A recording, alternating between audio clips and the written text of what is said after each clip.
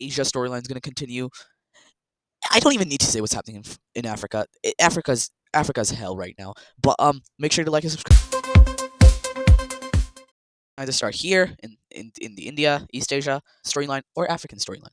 We are going to start in the India storyline, and as you already see, there's something different than before. As this place, because this place is about to become really important. This is a map of the situation of the ethnic group here that's not the majority in either of these countries, the Indus or the Persia. This is gonna be Indus finally actually playing a role in the storyline. This thing's name, the Indo, the South, the South Indo, no, the Indo Persians, and they're no, we can call these guys the yeah, the Indo Persians, sure, until I think of a better name. Basically, this is the Persian side, right? No, no, that's the Indo side. That's the Persian side. Okay, basically, this and this is actually controlled by the groups because these groups they're trying to rebel against the government. They want their own country because, as you can see, this is a huge, huge land, but the actual provinces are only like this big. Like this on their side, the province is only like this big, something like that. You know, this side the province is a little bit bigger. It's like there and then like that. Depressingly small provinces for how actually big this place is. Basically, these guys want all of this land and all of this land. They're the much stronger ones. This is the semi-autonomous places on the Persian side, and basically these guys as leaders are insanely rich people. Um, and basically they have started these small little things, and like they're currently fighting against the government. Indus's only threat is probably these guys because they're chill with all their neighbors mostly. They really don't like to keep themselves involved in anything. However, that's all changing upcoming elections because as these also I think these guys are a democracy kind of like it's a monarch family every like 2 generations or 3 generations. I think the family switches. Or yeah, yeah. No, no, no. This is a monarch that is sprung up by a table of elders. It was like a tribal system, something like the one in Abyssinia. But either way, the new guy, he really these guys, you know, with their current monarchy and everything, the monarchy here is also has power, but like, okay, no, how do I explain that? No, they're semi-democratic. They're democratic, but only the people on the Senate can vote. Either way, these guys really want to finally increase their sphere of influence. They want to be like the blue team, you know, humble beginnings right here, humble beginnings right here, somewhere like this. I forgot, and they grown to be so much bigger now. They want to be something like that. Problem is they're insanely unstable, as shown right here. However, because of that, they want to finally wipe out their only threat, this rebel group. And now this rebel group, they control this, and they're going to control this. Also, because of their power, they do spring up some movements to control this land. Persia doesn't really care that much because, you know, Persia is a lot stronger than the Indus. Like, this amount of land in the Indus is a lot. This amount of land for the Persians, it's also in a really sparsely populated area anyways. Most of their population's, like, over here and over here. So they don't really care. But the Persians, I mean, the Indus, they're finally sick of this. They want the influence. And so they're going to launch an extremely deadly thing. They're going to start using catapults, which are the B-2 bombers of this area, of this era, and they're going to completely destroy the group, weaken it insanely. They're also going to, while this is happening, assassinate all of the top military generals of this entire group. And that's going to lead to some people left of the military generals to start running. Some run into these things and hide there because the Indus can't go there, or else they'll be at war with the Persians. Some go deeper into this ethnic area. This is the ethnic border, not the provincial border. This is where those guys are the majority, and some actually go deep into Persia. Now the Persians accept them. They're like, yeah, we don't really care. At least you're coming towards us. But a lot of them, they're just gonna stay here. Maybe like one or two would go up into the cities. Most of them are gonna stay here. That's going to make the Indus kind of mad. But overall, these guys have been mostly neutralized. Now, the blue team sees this, and obviously with the chaos they've been doing in India, they want more allies. So they're going to see this. They're going to be like, you know, Persia might actually be a threat for these guys, because now they can't neutralize these guys. And with these things, they keep launching airstrikes into here, and they haven't even been able to capture this region completely. They do end up pushing this one a little back, but even not for long. Even that's reconquered. What the blue team does, they pay the red team. Because the Persians, you know, things for them are about to get a lot more worse. Because fighting with their own community is making them the fight with their own community of these guys easier by letting these guys hide there. Well, it's complicated. But you know why everything's gonna get a lot more harder? Because these guys do want to get this entire region under their control and to get those people under their control. But the Persians, they want this region. They want the Indus River. They're not going to publicly say it. They're not going to act on it. But deep down, they know they want it. They also want to keep their people happy because the military runs off of their people right now. I'll get to that in a second. Basically, red team, war. The red team having is paid by the blue team, and the red team right now needing money almost very very desperately due to their economic struggles with the loss of Carthage and the big rebel wars and everything, with the Mamluks especially losing Sinai, which was like 40% almost of their entire income, losing their war to Crimea that put a lot of tariffs, or not tariffs, tensions, and also some war reparations on them. Not many countries going through Gibraltar to um, really like get down to these African nations anymore. As the more African nations there are, they begin trading with each other instead of with Europe and like the Middle East. Overall, the situation is bad in the red team. Inflation is at an all-time high. They're gonna take this money, and this kind of gives them something because they're military strong. It just doesn't have the funding. Now their goal with this is to finish the war as fast as possible because they don't want to spend more money than they're gaining. And with the Persians, every time they've invaded the Persians, they always succumb to guerrilla warfare and are forced to retreat. This time they're not going to let that happen. And you know how? With absolutely destroying the economy and military of these poor guys. Low Bloods did nothing. Literally nothing. However, they're going to get absolutely wombo comboed. And yeah, the red team's going to invade them. And it's going to be a blitzkrieg. First, they're going to invade all the way till here. And then they're going to quickly invade the rest as well. And yeah, that's not looking good. These two regions. Now, these guys understand that the red team doesn't really want anything, so they don't act at first. But once the red team gets here, to ensure complete naval superiority of this port, they burn everything. And now these guys realize, oh, this is deep. So a little bit of fighting ensues, not enough to worry the red team. As using this, they're going to start absolutely begin cooking. Um, Over here, they're also going to launch the invasion, the fronts as well. They're going to begin pushing even more. And they want to basically neutralize the naval capabilities of the Persians. Well, they don't. The blue team does. The blue team wants to help these guys. It reminds them of themselves. Also, they need an ally. But also, they don't want. They want superiority in this area navally. So they want all this coastline to be burnt. That's why the red team is going to make a militarily stupid decision. However, it's needed to please the blue team, and that's going to be them diverting resources to go down here. Now, here's where the north comes in, or the northern port they captured over here. This is where they actually pull a 200 IQ move. Because normally, now that this has happened, the Persians would just push right like that and destroy the entire front. Because then they would just go like this. They capture Kuwait and the largest city here, Kuwait City, and that would cook this front as well. However, with this, they can keep the Persians engaged as they quickly form naval squadrons here. They buy out this port and they begin completely terrorizing over here. We're actually going to draw out the naval battle this time because this is a cool naval battle. So Persians, they're gonna clash with the red team, and they're gonna push back the red team. They're actually going to start surrounding the red team. Red team's gonna realize this and start backing up and quickly hide into this port. And that's gonna be that for now. But then something's gonna happen. The red team is going to actually have a big breakthrough, and with the Persians distracted on all fronts, they're going to connect to the thing. And now the naval landings begin. Naval boats are destroyed over in Persia, and small naval landings, not that big. They're not going to change that much. However, still scary, and one really, really close to Tehran is going to happen. And yeah, now Persia's about to start getting cooked. As quickly, the red team is actually going to connect with this one and push the Persians even further. Now, this is going to make one thing very sad, because with so much stuff here, they can't fight the war up here. And that's going to lead to eventually these guys pushing through, breaking this thing, and then the red team is going to withdraw completely.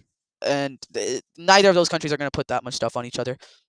The Mamluks, however, are going to realize this, and they're going to be like, wait a minute. If Persia collapses, that leaves a power vacuum. The Mamluks do not want power vacuums. They want the world to remain exactly like it is right now. Why? Because, they've been scoring top 3 in literally everything. Normally, it's like you have a good military, but then your economy sucks like the red team, or you have good economy and public relations, but your military could use some work like the blue team. It's still good military, I guess. Either way, the Mamluks are going to be like, alright, yeah, we are not having this. And to distract the red team, because they don't want the world to change. You have to think of this from their perspective. They're OP as it is right now. They don't really want the world to change, especially in a thing which makes the red team or the blue team stronger, because those two are the main competitors. So they're going to invade the red team. Not full invasion, however, full invasion. Basically, they want to distract the red team from what's happening in Persia, because they don't want the red team to actually continue fighting this war, and they want the red team to stop. And because they can't really threaten with economy. The red team economy is already destroyed, and the blue team, if it's an economic offer, the blue team is just going to top up the economic offer. Obviously, no one's going to match the strength of the blue team economy. Inflation's at an all-time low. Interest rates are at an all-time low. The blue team economy is prospering. The blue team's going to see this, and they're going to start getting a little scared, because the Persians are actually going to be able to stop, and some fights they're going to start winning, because now red team has to also do this, and public opinion in this entire region is going to start dropping about the red team war. Because remember, this isn't a war of the red team. They can't use patriotism for this. This isn't their war. This is the blue team paying them. So blue team's going to come over here to, we'll call this place Mamlukia, their capital, and they're going to blow a bunch of stuff up. Cannon, not cannons, catapults. Cannons have not been invented yet. Nothing with gunpowder. No guns or cannons have been invented yet. And they're going to capture the Sinai. Now this is horrible for the Mamluks, and they're going to start begging the blue team to leave. Hydrate yourself. Anyway, they're going to start begging the blue team to leave. The blue team is not going to leave. They're going to hold on to this. They're going to make one more landing right here, get pushed back, and eventually they are going to back out. It's not going to completely crumble the Mamluks. However, it's going to give the red team enough time to push the Mamluks back severely. So they haven't been there for enough time for the Mamluks to be able to declare war or justify war on them. However, they've been there enough time for the red team to be able to gain the upper hand again. And the upper hand they're going to gain. They're going to push back severely. That's going to hurt in the morning. That's going to hurt in the morning severely. Now, the Mamluks, they're not stupid. They fought the red team before and won. So you know what they're going to do as the red team pushes them out of the south? They're going to pull maybe the most genius move ever. But before that, we're going to see the collapse of Persia even more, as the red team is going to reach all the way over here, and this might be the furthest they've actually ever reached in Persia in any of their wars. So that's not good for Persia. This thing over here is also going to connect up to the coast, and then they're going to actually start surrounding this capital. And now, the Persians are cut off from the rest of the nation and their capital. And the nation is starting to hate this. Now, the military, they run off of the nation's people. Because remember, they've never actually won an election. They've always just civil warred and made people fight for them. And the people are fine with that because, the military didn't do anything bad so far, or that bad for the people. That's why all their policies are focused on making their people happy, even if it's a bad policy. Tax trick for, don't pay taxes for, 7 months. Something like that. That would make the government bankrupt, but it would make the people happy. Their things are all like that. That's why they're failing, because for the past 10 years, they didn't actually expect the red team to invade them after the amount of losses. So they were just blowing money on big stunts, making people happy, tourism stunts, things like that. However, now their military is completely destroyed because they have no funding left for themselves. And they're in a precarious situation. Their only way to win this is to keep the war going until the red team runs out of money, or until it becomes unprofitable and the red team signs a peace treaty. That's going to be probably like a status quo type peace treaty. Or they finish which would make the people insanely mad and would probably render the military completely gone by popular vote, and then the people would just revolution themselves into the military. This would probably become the first democracy if that happens. However, their second option is to end this war fast, blow a bunch of money, either surrender right now, completely lose their government, or start trying to push back, probably cause a lot more debts, and probably not be able to win and go out with a bang. Both of these ways, the first way they can maintain power, however, lose the support of the people. Second way, they'll lose power. They choose the first. They choose to keep fighting. That was not the decision to make. Now, they don't really care about what the Mamluks are doing, but the Mamluks are helping him a lot, especially after the Mamluks employed the strategy they used the last time. Remember the city over here that's really populated and basically the biggest Red Sea city that the red team has? Yeah, exactly what happened in their last war, last big war. The Mamluks are just going to go ahead and capture that, capitulating the south. However, now, with the red team pumping so many troops here, they're actually going to do something that was rather uncalled for. As public opinion continues to suffer in this part of the red team because of Mamluks invasion and the people being like, this isn't even our war. We should not be losing our people for this. It's not going to be enough. The public opinion loss is going to be too great, and the Mamluk blitzkriegs are going to be too great too. The fast-paced Mamluk attack, the Mamluks knowing they have to act fast, they're going to invade this huge land, completely destroying, discombobulating, in fact, the red team. As for the first time in history, have the Mamluks connected both rivers. Even if it's not technically their land, it's still under their control. Rivers? I mean seas. Both seas now connected.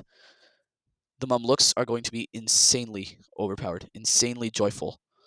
The red team is going to be insanely worried because now people are getting very, very mad. That wasn't a red team pushback. That was a yellow team withdrawal.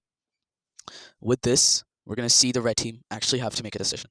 Do we continue the war in Persia, possibly lose even more land and the support of our people and land to the Mamluks, or do we finally peace out and agree to settle the war that isn't even ours? But yeah, they're gonna choose the first one. They're gonna keep the war going. But the Mamluks, they're gonna also do another thing. They're gonna invade Gibraltar. Failed invasion. However, this is finally going to put into prospect for the Moroccans that mainland red team actions have an effect on us. We need to actually stop this war too. So the Moroccan politicians, who are insanely overpowered in the red team, are going to go to Qatar and they're going to say, please stop this war. The gold mines might actually get destroyed.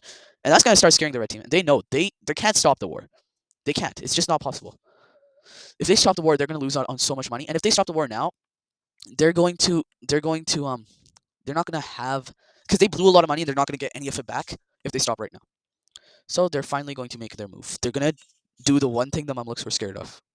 They're going to capture the capital of Persia. The capital is destroyed.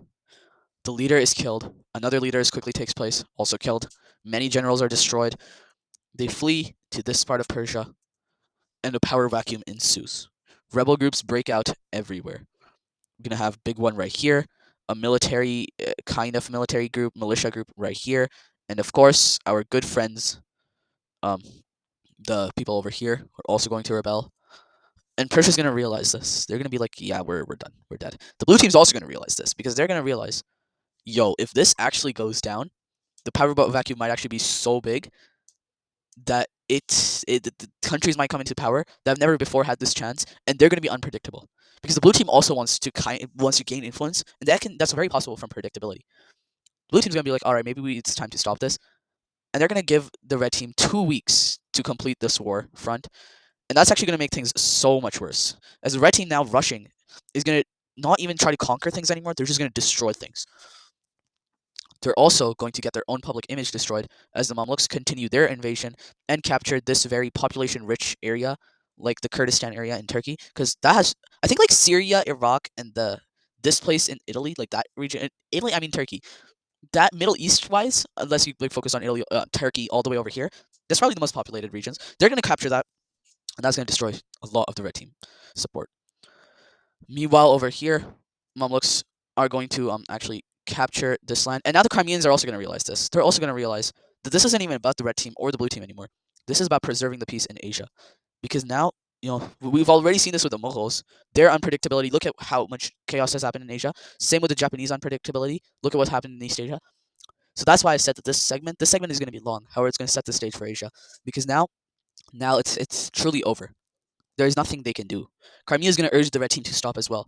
They're going to try not to get involved because they know whoever comes into power in Persia now is going to be ruthless. Persia is lost. The goal now is to not lose the red team. And the only way to do that is a withdrawal. So accompanied by the red team push and the Mamluks passing orders to kind of chill out a bit, we're going to have the red team pushing back against the Mamluks. And now the Mamluks are going to realize something. This is not a sustainable war. With the blue team, the Mamluks already blame the blue team for what's happening in the Indian storyline and the insane amounts of chaos happening there. And the blue team is not going to listen. They're going to do the same thing again with the red team. They're going to destabilize this region one more time. One final time. They're going to give the resources to the blue team, to the red team, and they're going to spark propaganda posters here. They're going to lead this country into War 2. The Mamluks were not expecting this. They were not expecting the Sinai country to ever get involved in a war. They had no fortifications. They're quickly caught off guard, and the red team quickly pushes the rest of the country back.